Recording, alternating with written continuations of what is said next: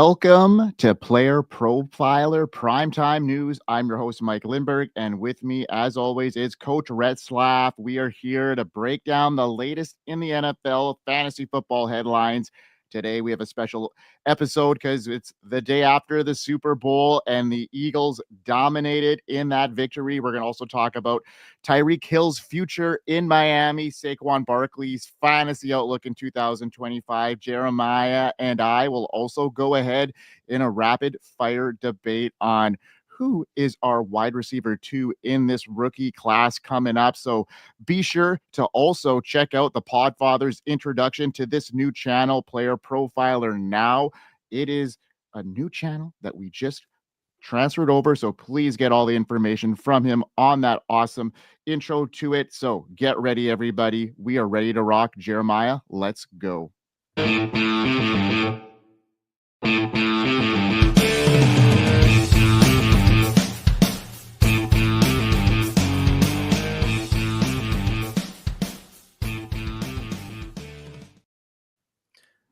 Mike, what is good? What time is it? It is prime time. Good evening, Jamie. Love to see you every single week. Mike, a consummate professional. I got to say, before we made our show sheet, Mike said, look, win or lose, regardless of the result, I'm taking the lead story on the Super Bowl. Mike, diehard Chiefs fan, but a pure consummate professional. The Philadelphia Eagles dog walk 40-22 on the Kansas City Chiefs. Mike, you saw it. We saw it. Everybody saw it. Break it down for us. Yeah, I mean, it wasn't very pretty if you were a Chiefs fan, especially earlier in that game. You know, the Eagles put on a spectacular performance in Super Bowl 59. They crushed my Chiefs 40-22, like you mentioned, to secure their second championship.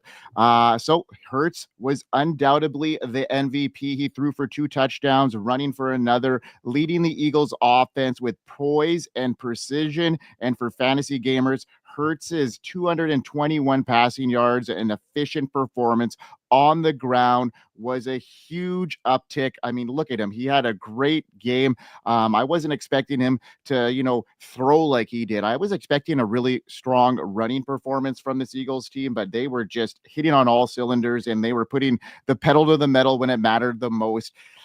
Hurts' ability to extend plays and score both through the air and on the ground will continue to make him one of the top quarterbacks in fantasy football. I was asked at my Super Bowl party last night, like, who is in the top 4? And, I had to put Hurts in there. No question at this stage. I mean, after this performance this year, I was kind of low on the Eagles all throughout this season. I just never thought they were, as prolific as what they were. Well, but before the season started, especially. And, they came in and they just kept coming. And Saquon Barkley, what a magnificent year he had. Kind of quiet in the Super Bowl, but they didn't need him as much. They had some standout performances, especially on the defensive side. Cooper DeJean, Sweat, they had monster games. They were game-changing plays. They limited Patrick Mahomes and the Chiefs' potent offense, and that 38-yard pick six on his 22nd birthday was a key turning point in the game. And I think that key for DeJean's situation is going to be awesome for his long-term future here. What a great day for him. And, they were just all over the Chiefs offense all game, that defense for the Eagles, and nonstop pressure on Mahomes. He was sacked 6 times. It was just relentless. Barkley, the offensive NFL player of the year, had a quieter game in the Super Bowl, 57 yards, playing more of a supporting role for the Eagles. But you know what? That season of his, I'm going to get down to it a little bit more in the chef's table. Talk about his outlook for 2025 and how I see his, rest of the season next year playing out. AJ Brown, Devonta Smith also made their mark in the Super Bowl. Smith all week was battling that hamstring injury, and he came in and hauled in that 46-yard touchdown to really seal the victory for the Eagles. And AJ Brown, once again, was a force, when it mattered the most. The Eagles' high-powered offense continuing to thrive, and the wide receivers and this team is primed to have a steady outcome for years to come now, it looks like. So great game all in all for the Eagles. Not so much a great game as a NFL fan, but that whole situation there with the Eagles looking good and promising heading down. Absolutely. And in the comments, shout out to Jake Lewis, part of our Player Profiler Primetime News team. Jake Lewis, worthy dominant, same season as Rice coming on in the end of the season. I just want to point out on our dynasty rankings, just to show how tight it is, Rashee Rice, wide receiver 17, to Xavier Worthy's 19. To your point, Mike, the Philadelphia Eagles are really very much set up. It's just a matter of, can they be cohesive and stick together? 32nd in team pass plays per game for attempts. So can A.J. Brown remain happy? Devonta Smith, will there be any diva mentality that breaks up things? Because right now the cohesion, the offensive philosophy shift definitely switched over this year with Saquon Barkley coming over. It funneled through Barkley, and it's funny enough, the Chiefs set up to shut down Barkley, and then there were running lanes for Jalen Hurts. So good point, astute there.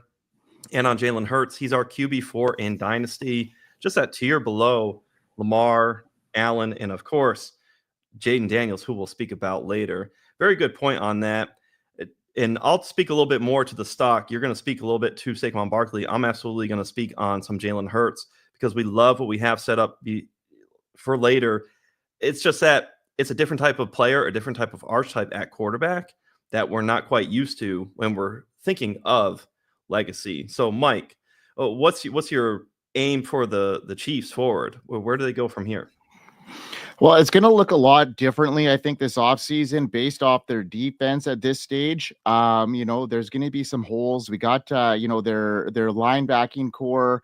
Nick Bolton may not be there next year. He's a free agent. Their defensive line has got some holes to fill there too. So I'm looking at their defense to not be so tight next year. So that might open up the passing game a bit. I'm not going to go overly excited here. I was excited this year headed into this year, and it kind of bit me a bit. So you never know. But I mean, if the Chiefs are in games like they were today, they're going to have to throw a lot more. I mean, look at, in the second half of this last game, Patrick Mahomes, he ended up, having a pretty good fantasy game when you look at his stats at the end of the game there. 3 touchdowns, 250 yards passing, that could be more of a theme next year if their defense isn't, being as stout as they were and keeping them in games. And there might be into the odd more shootout. And they have Rashee Rice coming back, Xavier Worthy. So this might be a natural progression where they might be a little bit more pass happy. And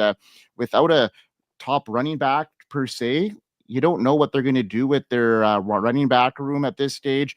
They're known for drafting running backs earlier in drafts, first round draft capital. And with this running back class, it's very, very, stout. They have a huge amount of talent in this class, and they may not need to use a first round pick to get a running back. Second or third might do it, and they could still get a guy that could really plug and play or be like a 1-2 punch, depending on what happens with Kareem Hunt and Isaiah Pacheco in this offseason. Hey, what do you think of our buddy Chev, another host on Player Profiler News Prime Time? He's saying Jalen Hurts over Jayden Daniels. Is this too reactionary? Is this, just too much? Well, I mean, it depends on what kind of format we're looking at here. If we're looking at strictly dynasty, or if this is 2025, because, I'm looking at a totally different perspective as far as 2025 and dynasty. Jalen Hurts is quite a bit older than Jayden Daniels in a dynasty perspective. So, that might be kind of one of those unforeseen things where after seeing such a prolific rookie season from Jayden Daniels, I mean, maybe not next year he gets past Jalen Hurts, especially with the way they're running the ball there in Philly. That upside is huge. So, I mean, next year, I would say probably, lean towards Jalen Hurts, and maybe in a dynasty setting, I would be more inclined to go with the youth at the quarterback position based off of what we saw from Jayden Daniels. And, it really depends on the situation and what kind of league you're in. But yeah, they're 3-4 right now in dynasty right now rankings, and probably headed into next year too as a redraft format. You could probably kind of intertwine them, back and forth. So this is yeah. So Jalen Hurts 27 in 2025, and Jayden Daniels is 24. So shout out to Chev with the stats. Appreciate that, my man. I'm not going to be a prisoner of the moment. I'm going to still go with Jayden Daniels into next year. But by all means, if you're going to get name brand of something, it's not just the secondary tier. Jalen Hurts is still name brand. He's top tier. Week for week, he can outperform anybody in fantasy. So it's not like we're talking huge gaps in tiers here. But for forward 2025, give me the edge to Jayden Daniels. I like that. That's an excellent question, just an excellent topic. Now, speaking of, we have Tyreek Hill. It sounds like he's making amends, and it's funny enough, we're thinking about who could be some weapons for the Kansas City Chiefs. There was a lot of talk in an interview with Kay Adams where for about 5 minutes, Tyreek was talking up big time about the Kansas City Chiefs and praising Patrick Mahomes. Tyreek Hill, remember, he made some waves at the end of the season. He had a down year in 2024. He was a top 3 pick in underdog drafts last year. The ADP for Tyreek Hill now sits at 22 in the late second round. Tyreek this year was wide receiver 24. Tyreek dealt with Tua missing 6 games. And it also came out via agent Drew Rosenhaus back in January. Remember Pat McAfee show that Tyreek Hill dealt with a fractured wrist. Tyreek also made waves when he had that post-game interview and went on a very calm rant. It wasn't like he was screaming and yelling, but the content of what he was saying was not good, talking about wanting to be out of Miami and didn't want to deal with the losing.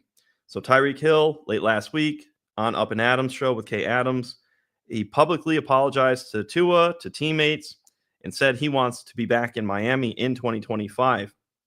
This seems to be the first step in making amends. The question is, do we buy it? I buy it from a standpoint of bringing peace back to the Dolphins locker room.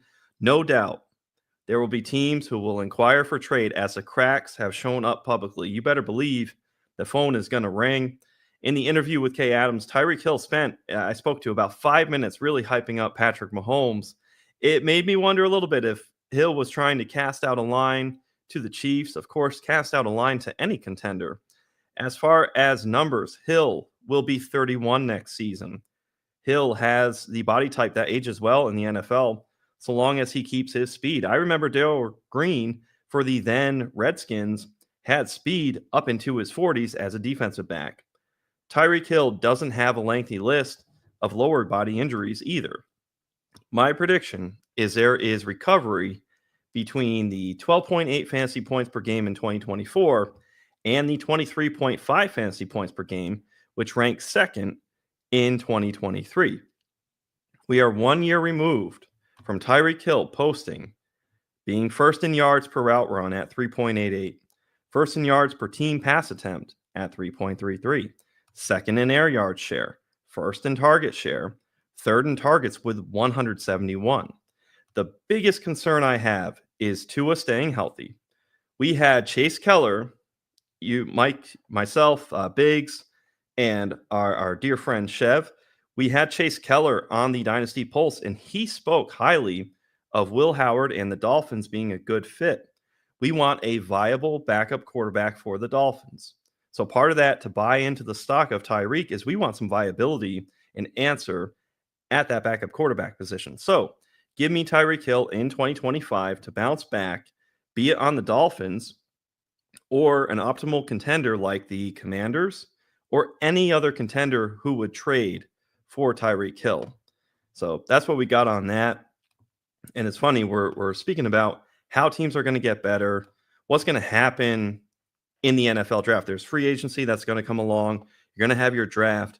Well, part of that is learning rookies. And we have on Fast Draft the Origins draft. It's all about rookies. So if you want to get sharp, the best way, some of the best ways to get good at these rookies is, one, learn their names, start setting ranks, get in drafts where there's a little bit of money and it's actionable. You get a lot of actionable intel, even if there's $3, $5, $10 thrown on a draft, you're getting valuable information.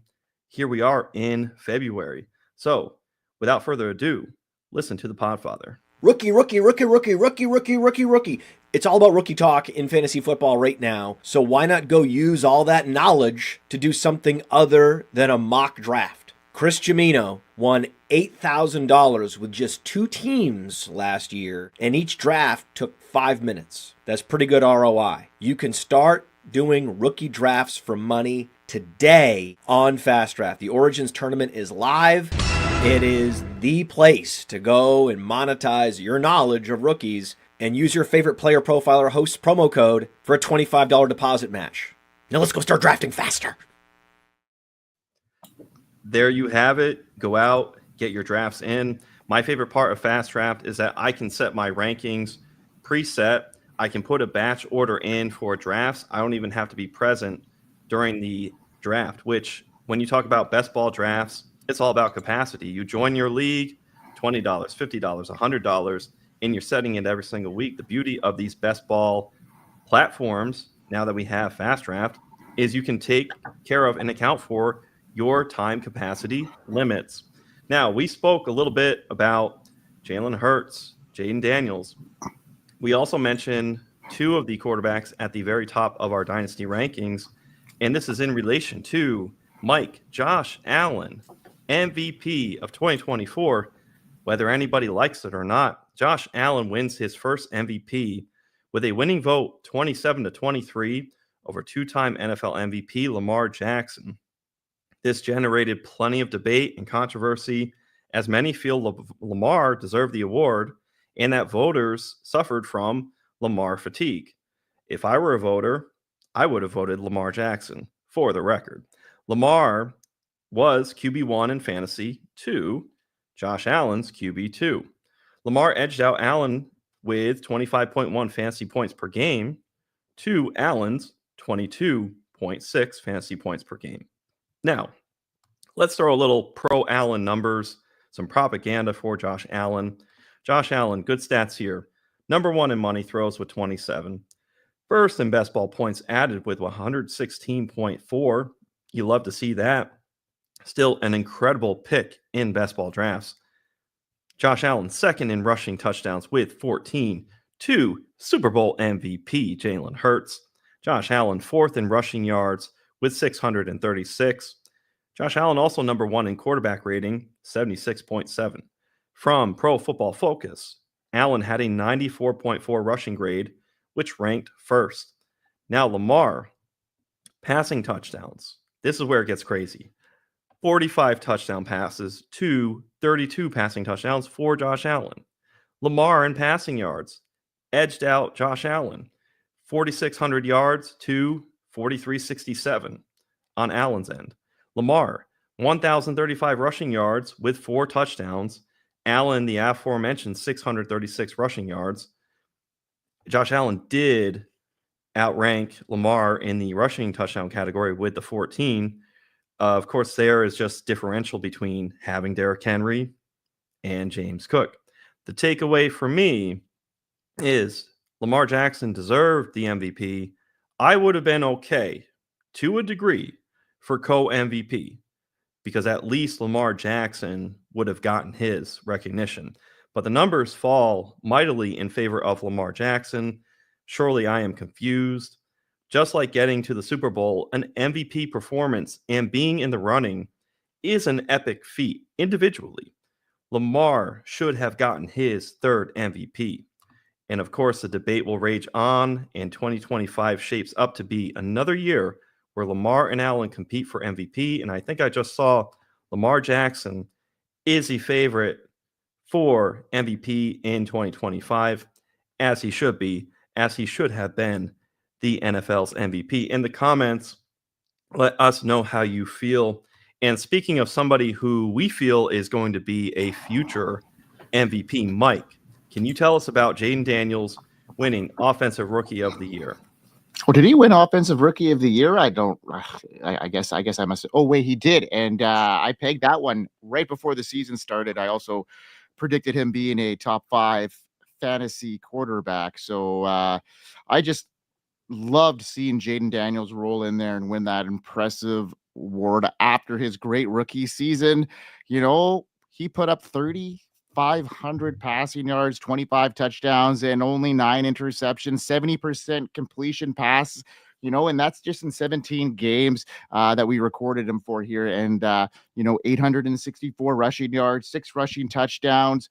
We know that elite fantasy asset and his all-around game, it just makes him a must-have in fantasy, and the combination of passing production, rushing upside, putting him at a level of the league's best quarterbacks. We talked about him in the same breath of Jalen Hurts, a guy that just won the Super Bowl here, and Jayden Daniels outperformed him in his rookie year. So it's defined by a lot of different things, but clutch performances is one thing after, his team surrounded by, not so much talent. They have Terry McLaurin, but, outside of that, not a great run game around him. And just wait till they have some weapons around him. And, as a rookie, he put up some pretty impressive numbers, some comeback wins, 5 in the final 30 seconds in regulation or in overtime. That set an NFL record. He also delivered 4 game-winning drives in back-to-back 10-point comebacks. That's impressive stuff for a rookie. He's proven that he could produce in high-pressure situations. Winning a playoff game, that's another, feather in his cap for a rookie. And looking ahead into 2025, he's not just a rising star. He's quickly becoming a cornerstone.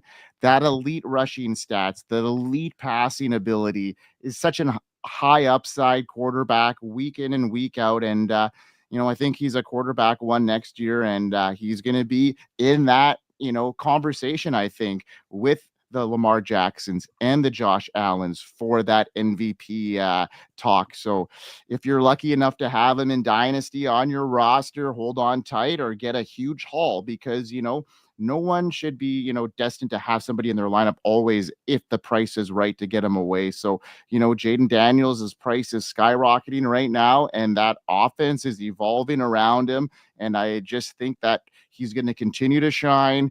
The track record's there. He's going to be a fantasy juggernaut, whether you're in a redraft league or building a long-term dynasty. He can be the anchor for your fantasy team. So get ready for 2025. Jayden Daniels is going to be a superstar for many, many years here. We know that. Well, if you in Dynasty as a practice, I know Jax Falcone talks about a lot. You throw 3 first-round picks at anybody as a rule, as a standard, law of large numbers, you almost always take those 3 first-round picks. I'll just say Jayden Daniels is going to challenge that. To your point about the rushing, Jayden Daniels is a pure prolific thrower first. And then if you look at the advanced rushing stats on Player Profiler, it's 1s, 2s, and 3s all across the board for him. He's just had such a phenomenal start. And the beauty is he has a baseline of being a better thrower of the football than Lamar Jackson was in his initial rookie year. Remember, Lamar Jackson took that ultimate leap that second year once Joe Flacco was out and he got full reign. So we saw the improvement up. Jayden Daniels has already started as a rookie like that. It's just a small nuance because we see who Lamar Jackson is. Clearly, we spoke to Lamar Jackson as being at least my MVP. Mike, I didn't get your answer on, do you think it should have been Josh Allen or Lamar Jackson for the MVP?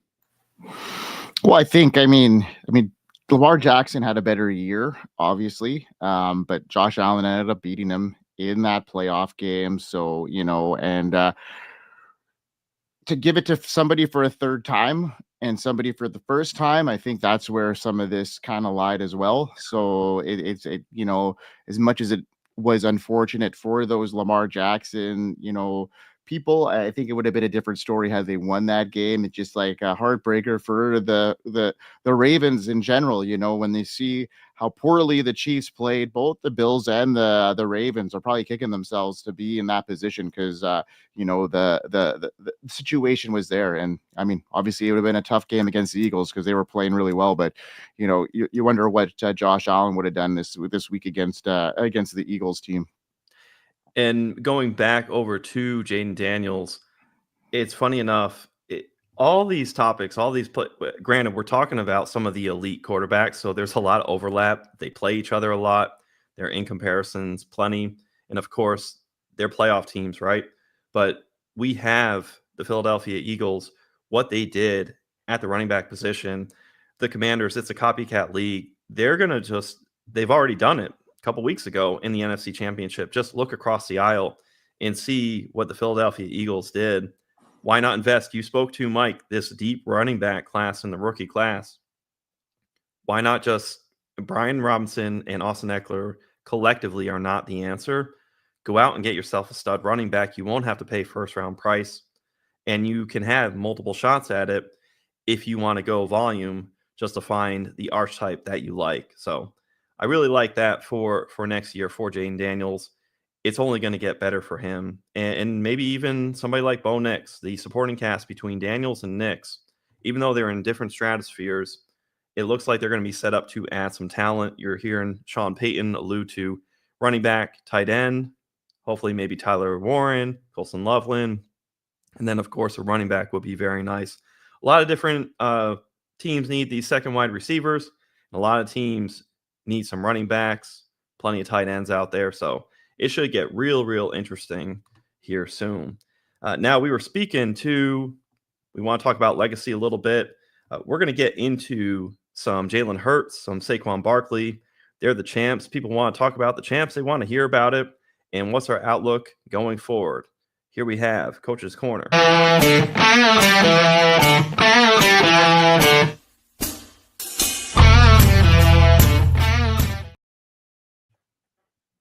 Let's talk about legacy for Jalen Hurts. To put it in proper perspective, we need to think about what perspective we would have and be talking about today had the Chiefs won last night. We'd be talking about Patrick Mahomes and the Chiefs being the only team to three-peat in the Super Bowl. We'd be talking about Patrick Mahomes as the GOAT next to Tom Brady. It would be, hey, Tom never had a three-peat. It would be comparisons for where Mahomes is in his career compared to Tom Brady at the same time. The adulation would be heavy on the other end. As we see the devastating feeling of the loss on the sidelines and in the postgame for the Chiefs, you see the weight that hits when a team loses. The Eagles and Jalen Hurts know that all too well from when they lost to Patrick Mahomes and the Chiefs in Super Bowl 57, 38-35, and it was a defensive holding call late that helped decide the game. All right, Pepperidge Farms remembers. And then, of course, we have the dog walk yesterday, 40-22, and it wasn't even that close. I'm very sorry, Mike. Here we have Jalen Hurts getting his first Super Bowl win in 2 appearances. Jalen Hurts gets a Super Bowl win before Lamar Jackson, Josh Allen, Joe Burrow. Further down the line, you have beating out Justin Herbert, Dak Prescott, Tua Tagovailoa. Hurts has a 6-3 record in the playoffs. Both times he's been to the NFC Championship, he has advanced. Hurts has a split record of 1-1 in the Super Bowl. This is incredibly impressive when you account for the fact that Hurts has only played 5 seasons, with 4 of them being the full-time starter. Hurts will be entering his age 27 season. According to StatMuse, Jalen Hurts as a starter, 46-20 record. That's a 70% win rate. In the last 4 seasons, Hurts has been 6th, 1st, 2nd, and 6th in fantasy points per game. The Eagles shifted their offensive philosophy this year, as they were, and I spoke to before, 32nd in team pass attempts per game. The offense ran through Saquon Barkley and Jalen Hurts.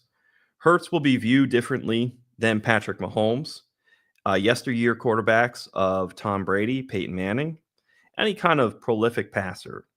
This is simply not Jalen Hurts' game. He doesn't have the cannon arm associated with Lamar Jackson, Josh Allen, CJ Stroud, even Derek Carr can throw further distance on the deep ball with more zip. We've seen it empirically. What Hurts does, though, is lead the team. On our dynasty ranks, Hurts is 4th for quarterbacks. He'll always have fantasy football greatness. We'll see if Hurts gets his flowers from quarterback purists over the years, or if there'll be people knocking him for not being as natural of a thrower as some of those other spoken to quarterbacks. 13 quarterbacks have won 2 or more Super Bowls. Can Hurts join people like Peyton and Eli Manning, John Elway, Ben Roethlisberger to win 2 Super Bowls in their career? It is difficult enough for quarterbacks to get Super Bowl wins with Patrick Mahomes around. Jalen Hurts is in a unique position now where he is in position to grab Super Bowl number 2 while other high-profile peers are still waiting on their first Super Bowl. So at the end of the day, at the beginning of the day, put some respect on Jalen Hurts' name. Now, Mike, chef's table, what you got cooking up?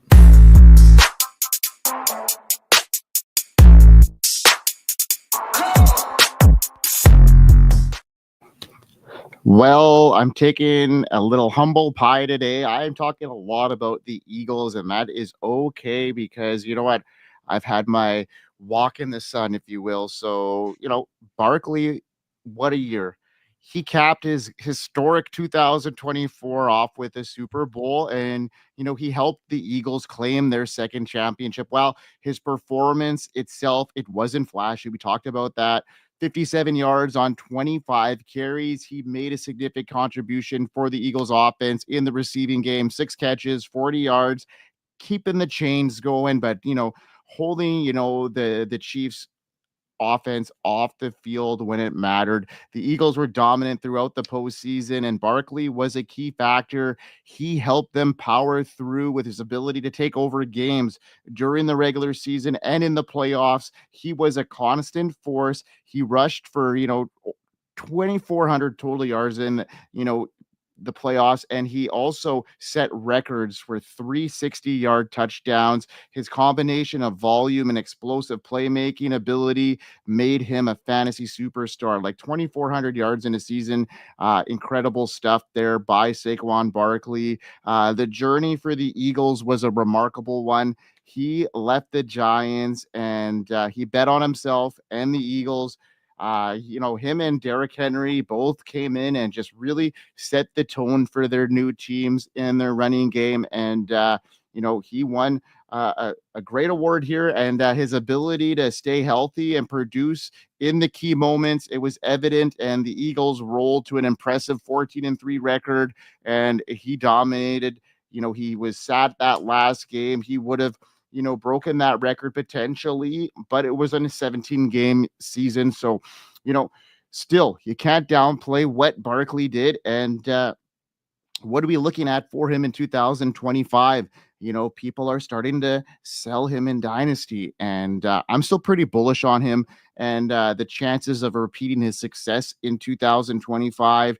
They've got such a great offensive line there in Philly, a balanced attack, and he'll likely remain the focal point of that offense. They're not going to need to play the passing game as much. That defense is dominant. That defensive line, you saw what they did to Mahomes.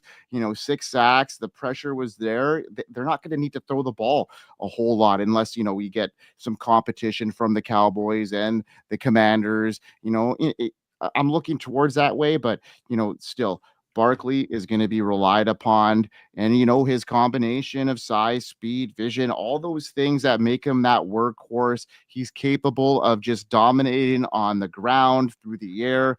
And after this season, there's still some left in the tank. I'm expecting him to have another good season. So unless you're getting, a huge haul for him, or if you're like a rebuilder, I'd be holding on to Barkley. I still think he's got a strong candidate to be the number 1 overall pick in fantasy drafts, in redrafts next year.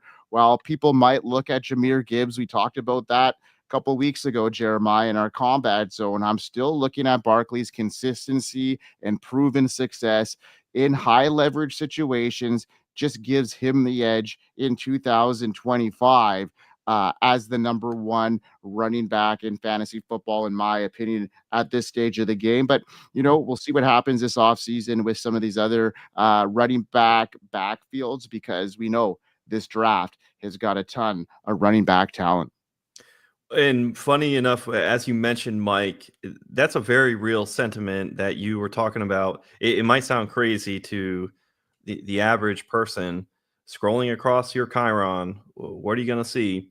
Saquon Barkley is 5th in our dynasty rankings to Jahmyr Gibbs, number 1. Now, for performance, though, week to week, we had this last year, Saquon RB1 into 2025. You shouldn't have much of an expectation of anything different, although it's not sacrilegious to think that Gibbs and Barkley can flip. But what you made a salient point in the fact that there are people who will want to offload on Saquon Barkley at age 28. We have Gibbs 1, Bijan 2, Janty is 3. There's our rookie. Devon Achane in 4. Rounding out is Saquon Barkley in our rankings at running back at 5. You really just have to be particular in if you're in win now, or even if you're middle and have pick liquidity, you have opportunity to go middle to top of the league. By all means, keep Saquon Barkley in there. If you're rebuilding, absolutely sell for the haul. But you almost want to treat Saquon Barkley like Derrick Henry, where until the wheels fall off, you just keep him and benefit and thrive. And once you find something that prints money, why not just print money until it doesn't? Because if you win 1 or 2 championships, we know based on league pay and fee, you pay for future years. So if you get a championship out of it, it's well worth it. For a bag holding year on a player, in the event Saquon Barkley, somebody like that, gets you a championship or 2 and gets you prize money. Yeah, man. All right, dude. Let's get into this. It's our battle, and this is a fun one today. Mm-hmm. So let's get into this rookie class and start deep diving into these rookies, my man. It's go time. It's go time. It's go time. We going up. We go. All right, I love this. This is Combat Zone. It is we've taken tight ends. We did McBride and Bowers. We have Gibbs, Barkley, but now let's take an angle at the rookies. We're talking about wide receivers. Tet McMillan is he wide receiver 1. So now let's get into who we want for wide receiver 2. There's plenty of good candidates here. Of course, you can round out your top 5 how you like. It could be Luther Burden, Matthew Golden, Trey Harris are some other names that aren't in this battle per se. Tonight we have Travis Hunter versus Emeka Egbuka. I'm going to take the Emeka Egbuka side. The argument here is safety versus some form of probability that we are unsure of with Travis Hunter. In this debate, give me Emeka Egbuka as a surefire player who will hit based on his size, 6'1", skill set, and projected opportunity. For projected opportunities, I know Egbuka will be a full-time offensive player. Travis Hunter may key in for a series here and there, but there is also risk involved. I know I can draft Emeka Egbuka and have multiple opportunities to liquidate from him or have him as a quality PPR magnet in Dynasty. From PFF, Egbuka was 22nd in the nation in slot yards with 785 and 18th in screen yards with 193. Egbuka carves up defenses all over the field and will be the perfect complement to an alpha wideout. The similarities in body type and arch type with Jackson Smith and Jigba are appropriate. Egbuka is like Dance Dance Revolution. You can have him win from every angle in the slot and carve up defenses, or have him line up out wide. He is incredibly flexible. I also really like how Egbuka hand fights and battles defenders, defensive backs to get his hands to the ball. He doesn't let the trajectory of the ball get interrupted by defensive backs batting the ball down. He's very tough, even for a smaller guy. That wrist toughness to get your hands and strong hands to the ball is just a very nice trait that I like about him. Egbuka suffered injuries in 2023. In 2022 and 2024, he drew exactly 106 targets each year and also had over 1,000 yards receiving. Part of a combat zone debate pre-NFL draft is that we can project and envision Egbuka replacing somebody like T. Higgins, complimenting Nico Collins of the Texans and joining Ohio State alum CJ Stroud. Egbuka would be perfect with Jayden Daniels and Terry McLaurin. How quickly this can change with those bullish spots in mind. When thrown under the scope of these bullish spots, I'd rather have Emeka Egbuka because I'm an optimist here. I'm not drawing a bad spot in my projection as I'm arguing. Egbuka, who will be a PPR point printer, versus Travis Hunter, who will be pulled in every direction. Travis Hunter may even be pulled into the return game. There's just a lot of risk involved for Travis Hunter. I know I'm getting a locked-in PPR machine, and what you want, if it's 10 receptions, 90 yards, and a touchdown, we're talking about mid-20s and on as a base. Give me the PPR printer in Emeka Egbuka over the unknown in Travis Hunter. Mike, what do you got for Heisman winner Travis Hunter? Yeah, I can't deny what you said there about the slot presence. You know, he's going to play a role similar to kind of how, like, potentially Detroit uses Amon-Ra St. Brown and JSN in Seattle. They have very, they've been comparable to that kind of profile. I get it. It really depends on where he lands. And I think that obviously with Travis Hunter too, there's a lot of variables in his game. And what I see here, though, is, his potential is unmatched at this stage. He's got that versatile dual threat ability. We know that. That's what people are skeptical about, is his wide receiver and cornerback role. I see that as versatility and a defining strength, while others are concerned about him splitting time between the position. I believe Hunter's ability to thrive in both areas speaks for his adaptability and his rare talent. With wide receivers making more money than cornerbacks in the NFL, I think that Hunter's future lies on offense in the latter stages. His electrifying speed, quickness, and ball skills could make him a nightmare for defenders. And once he fully commits to wide receiver, he could begin and become one of the most talented players in this entire draft class. Hunter's dynamic athleticism, playmaking ability are evident. Standing 6'1", 185 pounds. He's posted 77 receptions, 1,000 yards, 7 touchdowns in 2024. His quick twitch movements, explosive burst, make it easy for him to create separation from defenders. And especially after the catch, he's got that deep threat potential, and his football IQ further distinguishes him from other top receivers, including Emeka Egbuka.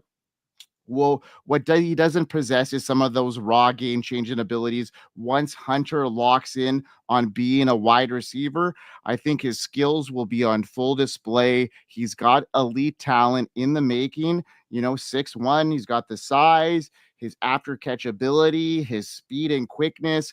He's an explosive deep threat, and he can, win those contested catches if he needs to. So I just think that this situation for Hunter, the combination of athleticism, playmaking ability, football IQ, he's a star, whether it's wide receiver or, coming in as a defensive back. I think there's still going to be a lot of room for him. And down the line, I think this could be a big thing for him. I love it, Mike. And it's funny, we've been doing these rookie drafts. You'll get Emeka Egbuka, who will just have his mid to late first round draft capital, more like the late first round. And I'm talking about dynasty rookie drafts. Travis Hunter will flirt with that 110, 111, 112 spot if we knew for a fact that Travis Hunter would be bona fide wide receiver. Even if it was a larger percent, he would shift way up the board towards Ted McMillan as a clear-cut wide receiver too.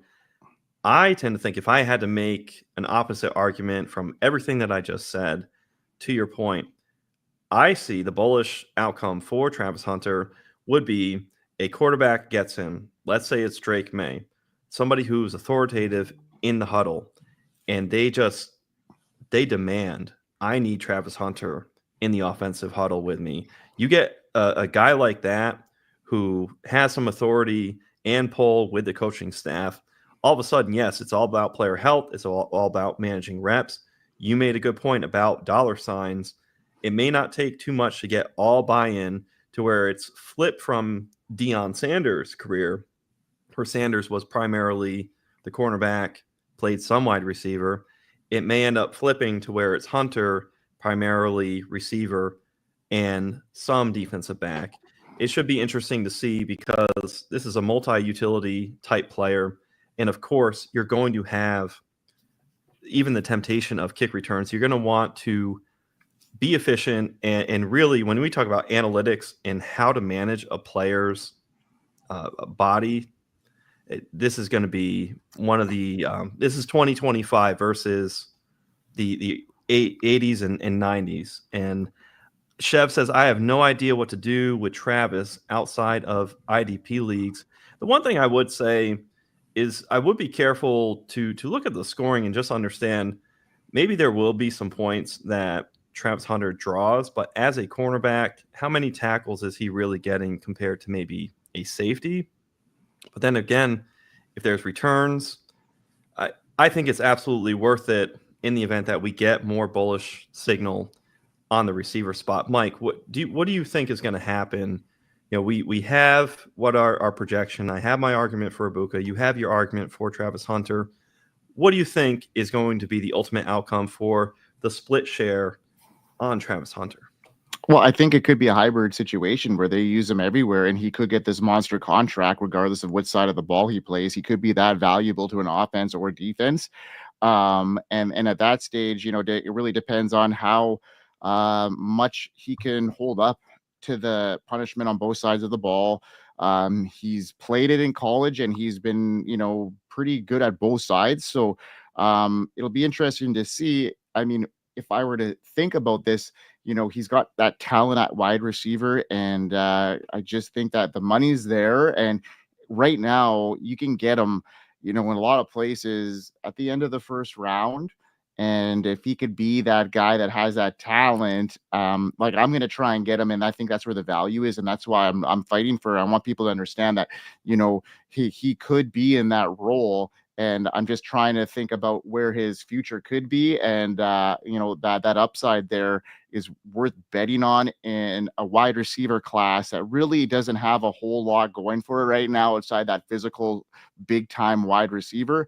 You know, got a couple slot guys that might pan out if they get a good landing spot, but there's not outside of the talent there. And I'm looking at talent, elite talent, and you know Travis Hunter has that, and he could play into that. And I'm going to bet on the talent. And if I could get that talent at the end of the round rather than at the beginning of the round or middle, I'm going to go for that. And it's really to the point. What do you put and shift all your focus on and towards? Once we have bird in hand knowledge of what Travis Hunter puts his energy towards, we know we're confident Travis Hunter will be successful. It's just a matter of what would be that split. I would just say in a matter of you're in a portfolio management system, you have 10 different drafts. I think you can go with the safety of Emeka Egbuka 6 or 7 times, to Travis Hunter's 3 or 4. That way you're getting some requisite share while you're baking in some of that risk. I feel like there's just a lot more safety with Emeka Egbuka. Now, the counterpoint that somebody might make is, while you're just being safe, you're going to miss out on an entire ceiling. I would just argue to those people that we're talking PPR leagues, fantasy football. I see Emeka Egbuka just being able to carve underneath. He will not have to be the top dog like a Tedora McMillan. And I think he's just going to give defenses fits. I think of Julian Edelman, who, when I made that Dance Dance Revolution point, I always thought of him because he could just go in any angle and you had to predict and anticipate for that. You get a guy like Joe Burrow, and let's say T. Higgins is out, and you can have Egbuka be DDR. Forget about it, man. Jamie says, can Hunter be like that 40% wide receiver type, kind of like how Denver uses Mims? I would say so. And that's where we're trying to see, can it be a 50% snap share? Is it 60% snap share? And to what point would Travis Hunter be worth it as an offensive player in fantasy football? Mike, what do you think of Jamie's question?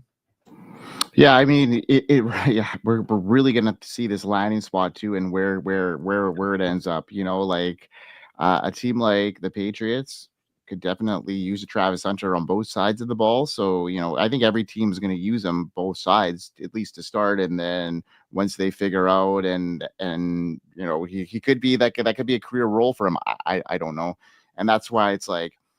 Is it worth the risk? I don't know. And that's why we're talking about it. That's a lot of just to the debate. It's funny. We're just going off of information that we have now. It'll be prescient or not any longer evergreen for the fact that we're just going to get new information either from the combine.